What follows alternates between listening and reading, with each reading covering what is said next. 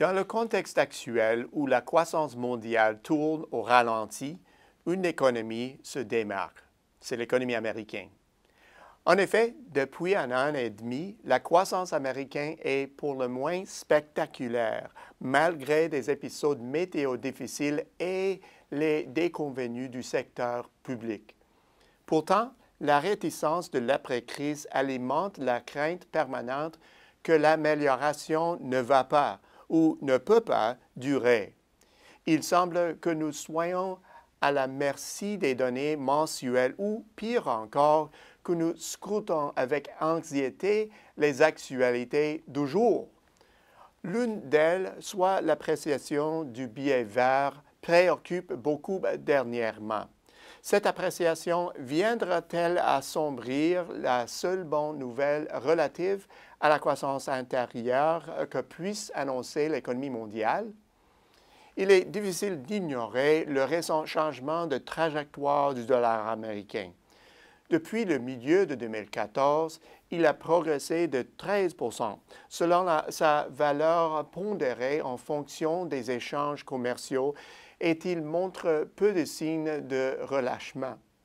Cette vigueur entraîne une perte soudaine et considérable de la compétitivité qui, dans des conditions normales, nuit énormément à la performance des exportations, notamment du secteur manufacturier.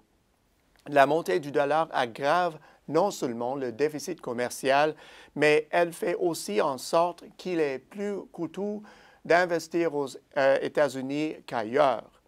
Bien entendu, les énormes fluctuations comme l'envolée de la devise américaine ont tendance à ébranler les marchés financiers et à saper la confiance en général. Réunies, ces réactions habituelles mettent les observateurs des marchés sur les nerfs. Cette nervosité naissante est-elle justifiée? Elle le serait si l'économie américaine était tributaire des exportations. Or, la part de ce secteur s'élève à 13 % du PIB, un chiffre plutôt cohérent avec celui d'autres économies pleinement développées où l'économie intérieure joue un rôle prédominant. Le secteur des exportations n'y joue pas le rôle de grand moteur économique. De fait, la croissance annuelle est établie en moyenne à 5,6 % pendant 5 ans, soit une fraction du rythme d'avant la crise. Parallèlement, le secteur manufacturier contribue à 12 % du PIB, un taux en baisse depuis des décennies. Certes, il existe entre ces secteurs des liens qui s'entendent à des pans plus importants de l'économie.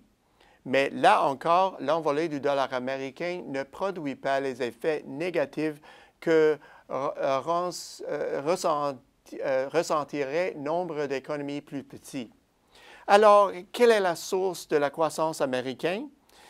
Les bons chiffres proviennent du dynamisme de l'économie intérieure qui se maintient en dépit d'une faiblesse persistante et généralisée dans le reste du monde. Aux États-Unis, les indicateurs économiques restent globalement solides. Il y a de multiples signes d'une demande comprimée et les indices de la confiance sont nettement en territoire positif. Dans ce contexte, on a du mal à s'imaginer que la tenue du dollar américain viendra brider la croissance. À vrai dire, la faiblesse de l'activité ailleurs sur la planète inquiète beaucoup plus. Mais la donne pourrait changer.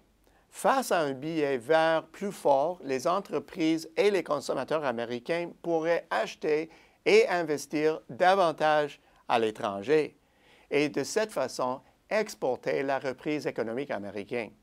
Autre point, il leur serait moins coûteux d'investir sur les marchés mondiaux et de tels investissements serviraient de tremplin à une mondialisation de la croissance américaine. Ce scénario favorable pourrait-il se concrétiser sans diminuer la source de la croissance? Il est permis de le croire et ce pour 3 raisons. Tout d'abord, à bien des égards, l'industrie américaine a ouvert voie à la mondialisation.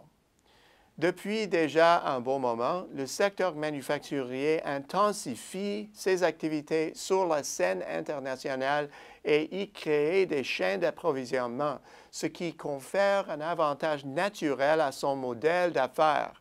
De plus, le contenu importé constitue une part plus importante du produit final. De ce fait, un dollar plus vigoureux réduit sensiblement la part du coût des intrants. Deuxième raison, l'industrie américaine doit gérer un déluge de commandes, mais il dispose d'une faible capacité de production excédentaire. Résultat, les taux d'utilisation atteignent pratiquement les niveaux d'avant la crise et dans certains cas, ils les dépassent de loin. La hausse du contenu importé et de l'investissement dans la production à l'étranger permettrait de remédier à cette grave pénurie sur le marché intérieur. Enfin, troisième raison, ce coup de pouce à la production étrangère finirait par stimuler la demande mondiale et biens américains. Toujours sceptique, voici une quatrième raison qui saura vous convaincre. Si une embellie des importations et investissements à l'étranger déséquilibre rapidement la balance commerciale et le solde du compte du capital, le dollar agirait comme un amortisseur en se dépréciant de nouveau pour compenser l'effet de ce mouvement. Grâce à son régime flottant, la devise américaine limiterait les fuites. Au bout du compte, loin de freiner la croissance économique, un billet vert vigoureux pourrait bien se révéler la pièce manquante du puzzle de la croissance mondiale. S'il peut contribuer à établir un véritable pont entre l'économie des États-Unis et des autres pays du monde, alors nous devrions en voir les signes très bientôt. À la semaine prochaine, c'est Peter Hall.